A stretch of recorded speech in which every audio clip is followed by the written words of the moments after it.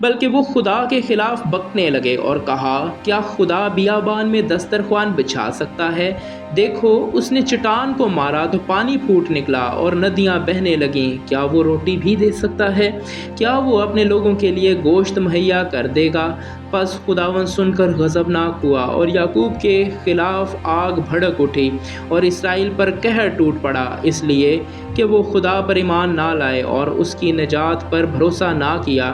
تو بھی اس نے افلاک کو حکم دیا اور آسمان کے دروازے کھولے اور کھانے کے لیے ان پر من برسایا اور ان کو آسمانی خوراک بخشی۔ انسان نے فرشتوں کی غذا کھائی، اس نے کھانا بھیج کر ان کو آسودہ کیا۔ اس نے آسمان میں پرواہ چلائی اور اپنی قدرت سے دکھنا بہائی۔ اس نے ان پر گوشت کو خاک کی مانند برسایا اور پرندوں کو سمندر کی ریت کی مانند، جن کو اس نے ان کی خیمہ گاہ میں ان کے مسکنوں کے آس پاس گرایا۔ پس وہ کھا کر خوب سیر ہوئے اور اس نے ان کی خواہش پوری کی۔ وہ اپنی خواہش سے باز نہ آئے اور ان کا کھانا ان کے منہ ہی میں تھا کہ خدا کا غضب ان پر ٹوٹ پڑا اور ان کے سب سے موٹے تازہ آدمی قتل کیے اور اسرائیلی جوانوں کو مار گرایا۔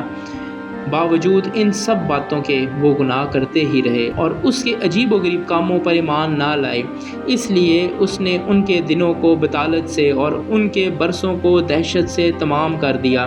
جب وہ ان کو قتل کرنے لگا تو وہ اس کے طالب ہوئے اور رجوع ہو کر دل و جان سے خدا کو ڈھونڈنے لگے، اور ان کو یاد آیا کہ خدا ان کی چٹان اور حق تعالیٰ ان کا فدیہ دینے والا ہے، لیکن انہوں نے اپنے منہ سے اس کی خوشامد کی اور اپنی زبان سے اس سے جھوٹ بولا، کیونکہ ان کا دل اس کے حضور درست نہ تھا اور وہ اس کے عہد میں وفادار نہ نکلے۔ لیکن وہ رحیم ہو کر بدکاری معاف کرتا ہے اور ہلاک نہیں کرتا، بلکہ بارہا اپنے قہر کو روک لیتا ہے اور اپنے پورے غضب کو بھڑکنے نہیں دیتا۔